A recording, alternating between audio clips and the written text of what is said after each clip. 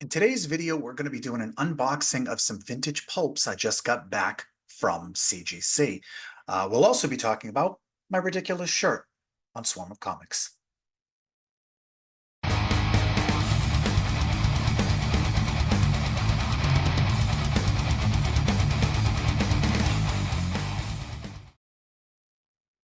Hello and welcome to Swarm of Comics. I am Randy, your handsome and humble host. On today's show, I'm going to be doing a quick CGC unboxing of some vintage pulps. This is a new service that CGC started a couple of months ago. I had a small little batch of pulps, like the Shadow and the Spider and, Amazing Fantasy and things like that, the pulps back from the 20s and 30s and 40s when they were really big. A lot of them are like horror and bondage and sci-fi, and there's a whole bunch of different crime thrillers and dime detective novels.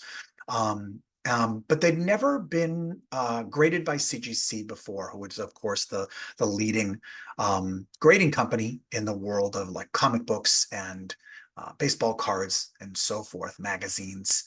And I decided to take, I just have like 5 or 6 of them, or 7 or 8 or something like that in my collection. I guess that's not even a collection. And I decided to send in some of the better ones to get graded just to test out the service.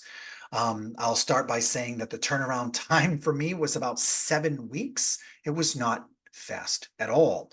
I was in no rush, and they've been around for, 80, 90 years, so they weren't going anywhere.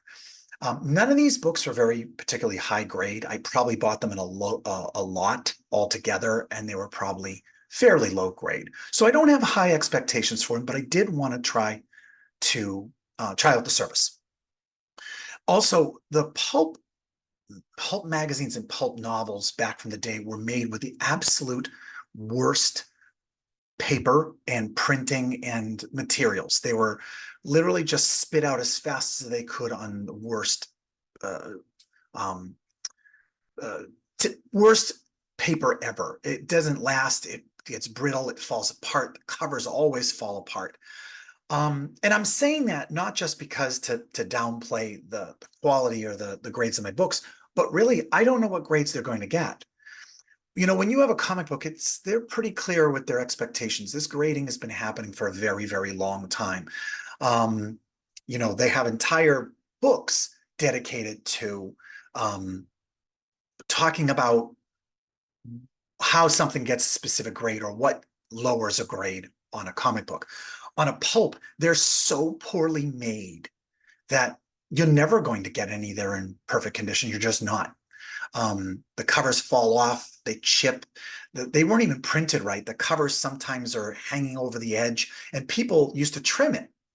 So if you've ever seen any of my videos talking about comic books, is you can't do anything to a comic book. You really shouldn't clean it. You can't fix it. You can't change the staples. You can't. A lot of people, what they'll do is if a comic book has a really bad edge to it, they'll try to be sneaky and trim it. And maybe the average person buying that book not graded won't know the difference. They're not going to get out a tape measure and measure it. But if you're buying an older book and you're buying an expensive book, you better measure that book.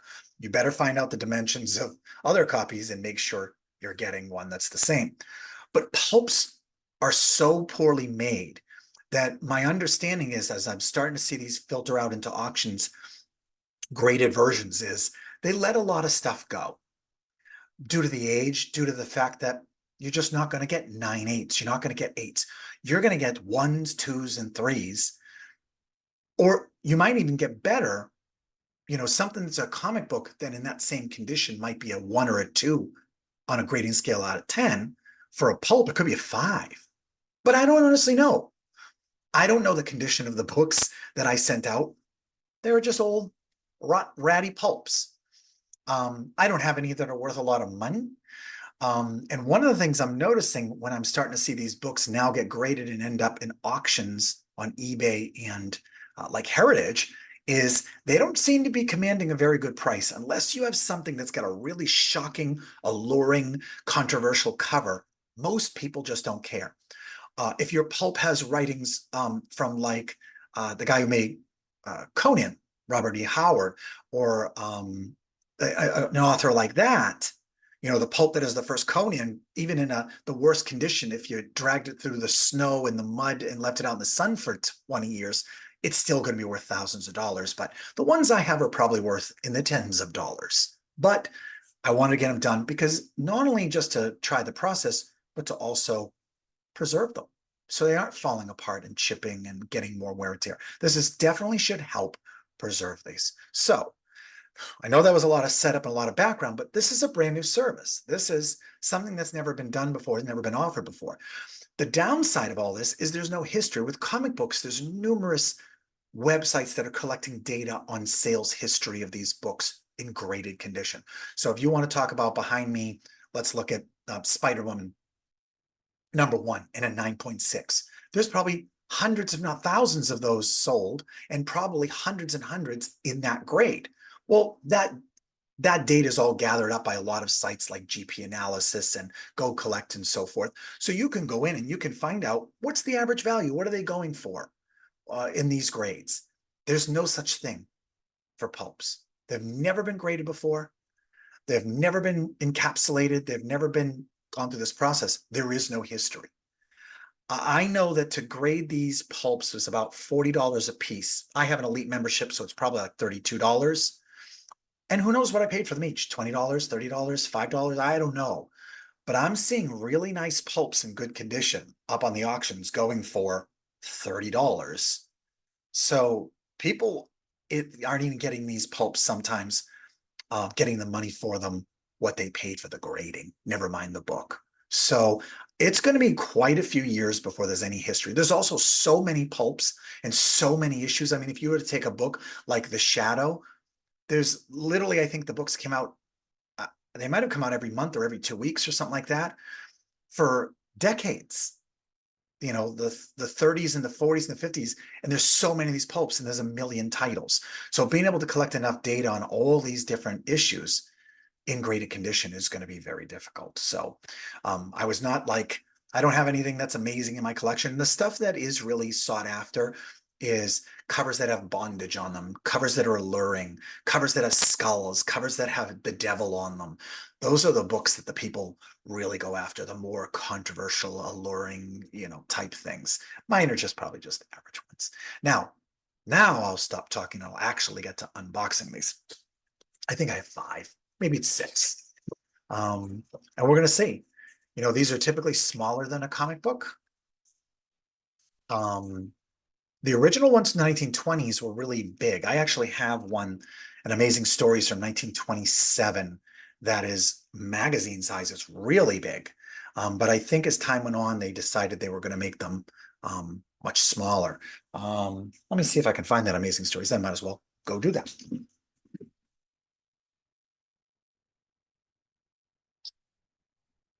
Just so you can see what that looks like. So this is an Amazing Stories, 1927. It is an H.G. Wells story in it, and obviously War of the Worlds is right on the cover there, and it says H.G. Wells. This is low condition. It's a 1.5, but it is so well presenting. And that means like on display just like this looks like a beautiful copy. I honestly don't know how this is a 1.5. I can see that it's held together with tape, and that's probably why, but even the back looks pretty good. You got a little bit of tape holding it together, but look at the colors on that for 1927. Like that's amazing. The spines on these are always garbage. That's typically what falls apart. It's got a little spots on here for foxing. That's a fancy word for mold.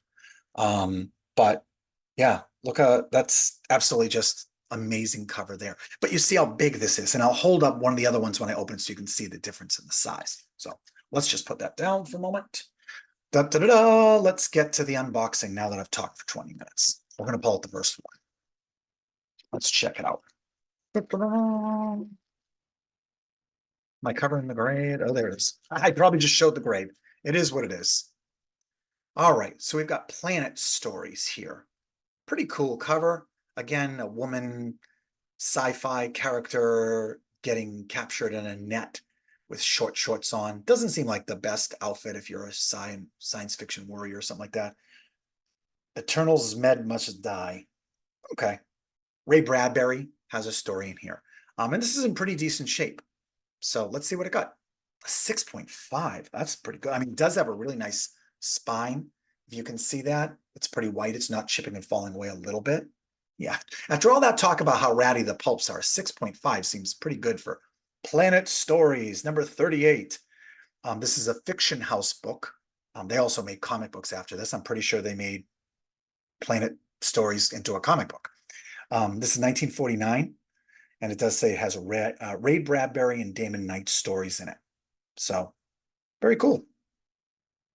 So a 6.5, that's a good way to start off. No, no shame in that. That's a good one. Let's see if we can keep that up. Let's see if I know which side the grade is on and I know how to do this. All right, another Planet Stories, obviously a little rougher condition, has a crease here. You can see that the top is like folding over and ratty because sometimes the paper would print, the cover would print too much, and then it would just get folded over with time. The spine is okay, but as you can see, the spine is sort of all falling apart. So let's see what we get for a grade for that. Again, another one, alluring cover. This guy is whipping this lady with chains, and she's in a, you know, a little half shirt or belly shirt or something like that. So 5.5. That's pretty good. To be honest with you, these are better grades than I expected. Now, this is Planet Stories number 52 from 1952. So this is a little bit newer than the other book from 49. Again, I don't think there's no big authors in this one. So even at a 5.5, I think that's a really good grade, but I don't think this is anything groundbreaking, but that's pretty good. Let me see if I can hold it up to the other pulp. As you can see, drastically different size. Smile for the camera. Big different size. All right. I think that was a success. Really, these are really thick ones too. Okay. Let's see what else I got. Let's get to the good stuff. The spider. You know, there was a lot of characters that were similar to the shadow in these days. This is in pretty beat up shape. As you can see, this top is all cut across here. Somebody probably just trimmed that off. It's got some creasing here. But it even says top and right edge of cover and bottom edge of back cover have been trimmed. But I think this was so normal, they don't hold it against you. If this was a comic book, it would come back a purple label, which means it's been restored somehow. But for pulps, this is just the normal, so they don't care. 3.0, yeah. This is pretty beat up. And they probably lowered the grade because of the trimming. You can see how much smaller the cover is than the paper that's in there. So they've really cut this cover around because it was probably just so chipping and ratty.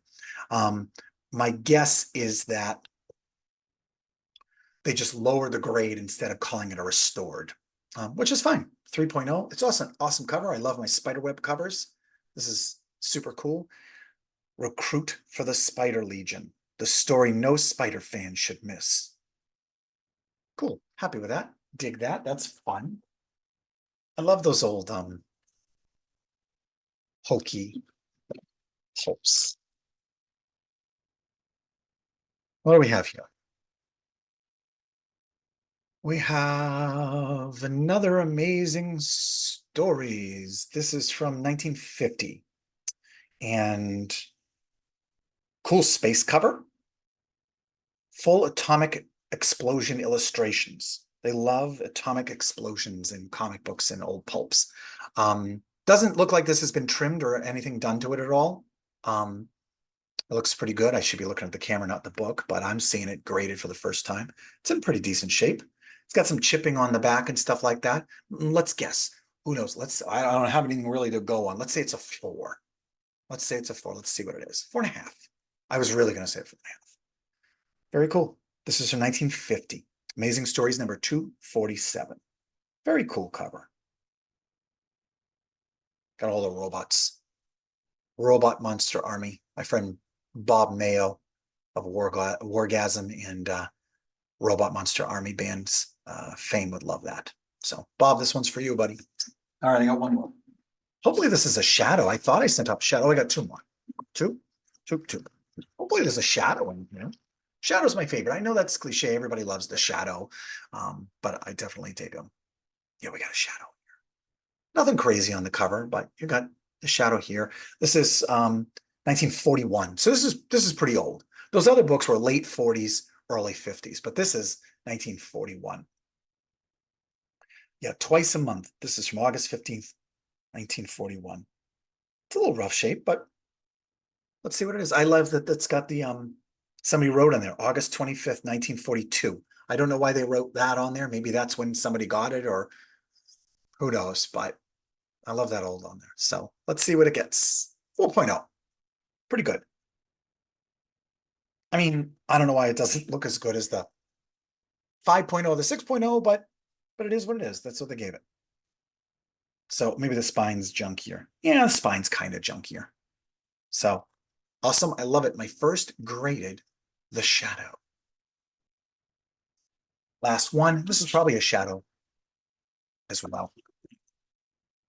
Let's check it out. Oh no, it's my Weird Tales. Bad condition, but it's got this Edgar Allan Poe cover and the Raven. That's what it says on there. Also, it's got a story called While Zombies Walked. Okay. But this has the Edgar Allan Poe and the Raven in it. Was 25 cents, now 15 cents. Weird Tales. Um, this is from 1939, so even older than that. The Shadow. Weird Tales, 187. All right, cool. Let's see what I got. 4.0. Can't complain about that. Pretty cool grades. I'm excited. I'm gonna go. It's very interesting. Cool cover. This was my first pulp I bought, actually. The other ones I bought all on another lot, but this I bought on its own, maybe last year or something like that. So, all right. That is our unboxing. I appreciate you guys sitting through all my setup and talking before I get to it, but I'm pretty excited about these. If anybody like to buy these, they're all on sale for $5,000. The last thing we'll cover here is my shirt. This was my experiment with Chat GPT and using AI to fool around and make it. I asked it to make a superhero logo of Swarm of Comics and me, and I provided it with a picture and so forth. And this is what we got. Isn't it absolutely amazing? They decided the R and the M are together. This is not my logo. I'm not going to ever use this. I just thought it was so hilariously funny that I had to get it done. I posted it and somebody said, you have to get that made as a t-shirt. So here it is, Swarm of Comics, the AI disaster experiment. If you happen to want to buy this shirt, and I can't imagine why you would, let me know in the comments and I can leave you the link in there. So that's all I got for you today. I'm Randy. This is Swarm of Comics. I hope you've enjoyed my unboxing and my amazingly goofy shirt.